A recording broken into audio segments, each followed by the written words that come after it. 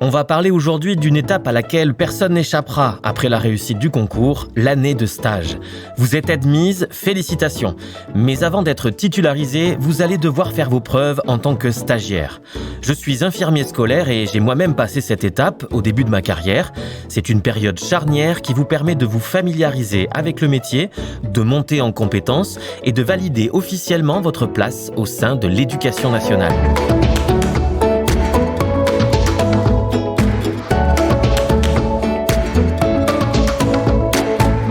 Alors concrètement, qu'est-ce que cela signifie être stagiaire ? Votre année de stage est une période probatoire, ce qui veut dire qu'elle sert à évaluer votre aptitude à exercer le métier. Vous êtes donc en poste, mais pendant 12 mois en évaluation. Cela implique un suivi, des observations sur votre manière d'exercer et bien sûr, une implication professionnelle. Un élément administratif clé à ne pas oublier, l'arrêté de nomination. Ce document officiel, signé par le recteur, contient plusieurs informations essentielles, votre identité, votre grade, votre échelon et votre affectation. Il vous sera utile tout au long de votre carrière, donc conservez-le précieusement. Alors, vous me direz, où le trouver ? Eh bien, il est mis à disposition dans l'application Colibri, la plateforme RH de l'Éducation nationale. Pensez à créer votre compte rapidement pour accéder à tous vos documents. L'année de stage correspond à une année scolaire complète, soit 1 an de service effectif. Mais attention, tous les congés ne sont pas décomptés de la même manière durant cette période. Les congés annuels ainsi que certains congés, comme ceux pour maladie ou pour maternité, paternité, sont pris en compte. En revanche, si vous prenez un congé parental, seule la moitié de la durée est comptabilisée pour votre stage. Autre point important, si vous travaillez à temps partiel, la durée du stage est prolongée proportionnellement en fonction de votre quotité de travail. Par exemple, à 80%, votre stage s'étendra sur 15 mois, tandis qu'à 50%, il durera 24 mois. Pendant votre stage, vous serez affecté dans un établissement scolaire, collège, interdegré, lycée, université. En parallèle de votre prise de fonction, vous suivrez une formation obligatoire, le stage d'adaptation à l'emploi, organisé par le rectorat.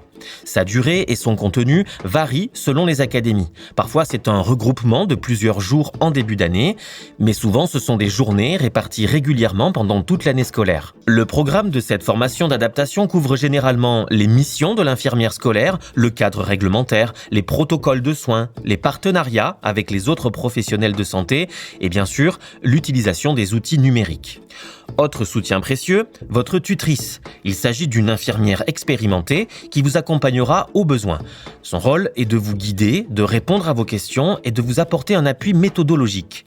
Les modalités de suivi varient aussi d'une académie à l'autre, parfois même d'un département à l'autre. C'est un soutien précieux et vous aurez régulièrement des temps d'échange. Enfin, selon votre académie, vous pourrez accéder à des guides de tutorat écrits et parfois à des magistères, des formations en ligne à suivre en autonomie. Vous pourrez solliciter les infirmières conseillères techniques académiques ou départementales pour des conseils supplémentaires.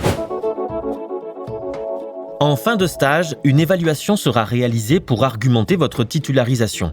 Votre professionnalisme, votre implication et vos compétences seront examinées par votre supérieur hiérarchique, en général le chef d'établissement. 3 issues sont possibles. La titularisation, qui valide votre statut de fonctionnaire dès la fin de votre période de stage.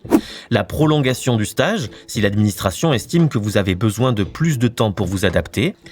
Ou un changement d'affectation qui peut être demandé pour diverses raisons, en général dans le cadre d'une prolongation du stage. Un stage bien préparé, c'est un stage plus serein. Pour vous aider, il existe des guides pratiques, comme l'ouvrage Exercices et missions chez Malouane. Ce sont plus de 100 fiches pratiques pour l'infirmière en poste. Vous y trouverez une vision complète des missions de l'infirmière scolaire et de la conseillère technique, présentées sous forme de fiches claires et accessibles sur un sujet précis à chaque fois. Et vous retrouverez la liste de toutes les fiches avec un index bien pratique. Ensemble, nous avons vu en quoi consiste l'année de stage, comment elle se déroule et quels sont les points de vigilance à avoir en tête. Durant cette période, soyez curieux, curieuse. Impliquez-vous et n'hésitez pas à solliciter votre tutrice et vos collègues de proximité. Dans le prochain épisode, on parlera de l'étape suivante, celle de la titularisation. Les critères, les étapes et les opportunités qui s'ouvrent à vous une fois votre stage validé. Merci de votre écoute et à très vite à l'infirmerie. Vous avez aimé entrer à l'infirmerie ? Alors likez, partagez et commentez. Retrouvez tous les épisodes sur vos plateformes de streaming préférées. et sur nos réseaux sociaux @l'infirmerie.